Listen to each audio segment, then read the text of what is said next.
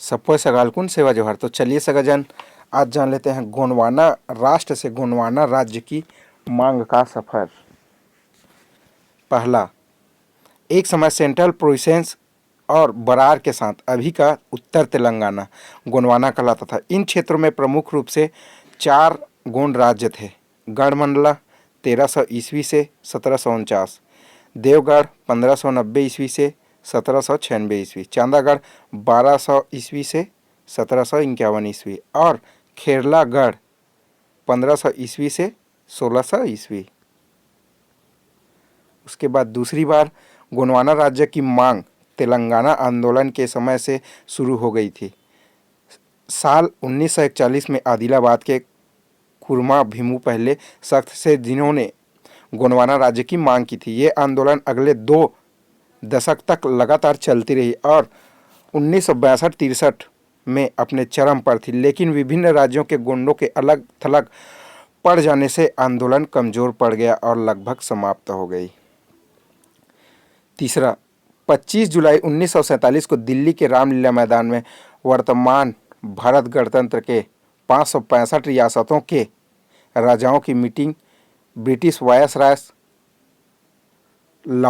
Lord Mountbatten की अध्यक्षता में संपन्न हुई, जिसमें सभी राजा राजवाड़ों ने अपना साम्राज्य की संविलियन किए जाने की बात स्वीकृति प्रदान किए और निर्णय लिया कि सभी रियासतों को मिलाकर 3 राष्ट्र का निर्माण किया जाए, जिसमें पृथक मुस्लिम राष्ट्र 18 रियासतों के साथ पाकिस्तान, दूसरा पृथक गोंडवाना राष्ट्र 258 रियासतों के साथ गोंडवाना राष्ट्र और शेष रियासतों का अलग राष्ट्र होगा।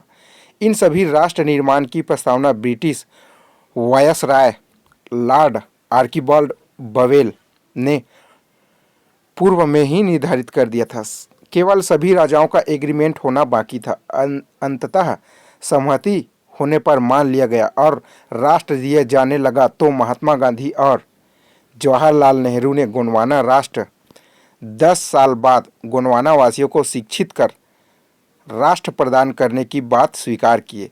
इसी तरह द इंडिपेंडेंट एक्ट 1947 की सेक्शन 7C के आधार पर ट्रांसफर ऑफ पावर एग्रीमेंट किया गया, जो आज भी हमें आरक्षण के तौर पर राष्ट्र देने के बजाय 10 साल में पढ़ाने के नाम पर आरक्षण बढ़ाया जाता है ताकि राष्ट्र न देना पड़े।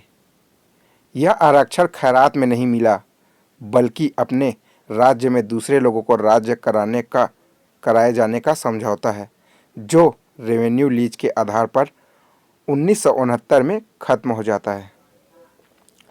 चौथा जो है आदिवासियों का शोषण असुरक्षा का भाव आंदोलन की समाप्ति के मुख्य कारण रहे, जो 50वें दशक के आखिर और शुरुआती 60वें दशक के समय हुए। अगस्त 1959 में कंगला माझी ने भारतीय गोंडवाना संघ का गठन किया और गोंडवाना राज्य की मांग की। इसी समय छत्तीसगढ़ के महाराजा कोवा ने भी गोंडवाना राज्य की मांग की। पांचवा, साल 1956 में जब राज्यों का पुनर्गठन हुआ तो सरकार ने गोंडवाना राज्य के मांग को ठुकरा दिया। 12 बरस के राजा श्याम लाल शाह और राजनांदगांव मध्य प्रदेश के सांसद ने जब प्रधानमंत्री नेहरू से गोंडवाना राज्य की मांग उठाई तो प्रधानमंत्री नेहरू ने इसे सिरे से नकार दिया। इस पर राजा श्यामलाल शाह ने अपना इस्तीफा नेहरू को सौंप दिया। छठवां, 19 मई 1963 को गोंडवाना आदिवासी सेवा मंडल के अध्यक्ष नारायण सिंह उइके ने महाराष्ट्र के विदर्भ से सटे जिलों और छत्तीसगढ़ के आदिवासी क्षेत्रों को मिलाकर फिर गोंडवाना राज्य की मांग दोहराई। सातवां, इसके बाद कुछ दशक तक छोटे छोटे आंदोलन होते रहे। फिर 1991 में गोंडवाना गणतंत्र पार्टी का संस्थापन हुआ, जिसका प्रमुख लक्ष्य गोंडवाना राज्य के लिए संघर्ष करना और उन क्षेत्रों को मिलाकर गोंडवाना राज्य बनाना है जो कभी गोंडों के अधीन थे और गोंड राजा वहां के शासक थे। केंद्र में पिछले 60 दशक से भी ज़्यादा शासक जातियों के होने इनके द्वारा गोंडों की उपेक्षा और सहायता न करने के कारण ही गोंडवाना राज्य का सपना अभी तक पूरा नहीं हो पाया है।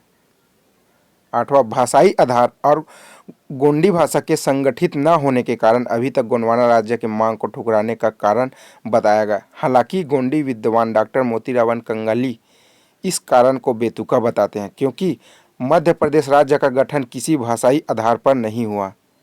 इसलिए गोंडवाना राज्य की मांग को न सिर्फ भाषाई आधार पर बल्कि गोंडों के हजारों सालों के ऐतिहासिक और सांस्कृतिक इतिहास के कारण भी हो रही है। गोंडवाना राज्य की मांग इसलिए भी हो रही है जिससे वे अपने इतिहास और गोंडी संस्कृति को बचाए, अपने जल जंगल जमीन को बचाए और थोपे हुए धर्म एवं राष्ट्रीयता हिंदी और हिंदू से निजात पाए। 9वां, पिछले 10 सालों में पूरे मध्य भारत के गोंडों में खुद की पहचान होने का संघर्ष करना और विभिन्न संगठन जैसे गोंडवाना महासभा, गोंडवाना गिरिजन क्षमा परिषद, महिला मंडल, गोंडवाना गणतंत्र पार्टी, गोंड समाज महासभा आदि आदिवासी संगठनों के कारण गोंडवाना राज्य की मांग को एक बार फिर बल मिल रहा है। वहीं सोशल मीडिया नई पीढ़ी के गोंड वंश के लिए एक वरदान जैसा है, जिससे वो विभिन्न राज्यों के गोंडों से भाईचारा और सामंजस्य बिठाकर इस आंदोलन को और मजबूती दे सकते हैं। पर दुर्भाग्यवश ये आंदोलन सामूहिक रूप से न होकर अलग अलग चल रहे हैं। पिछले कुछ सालों से तेलंगाना में गोंडवाना राज्य की मांग लगातार चल रही है।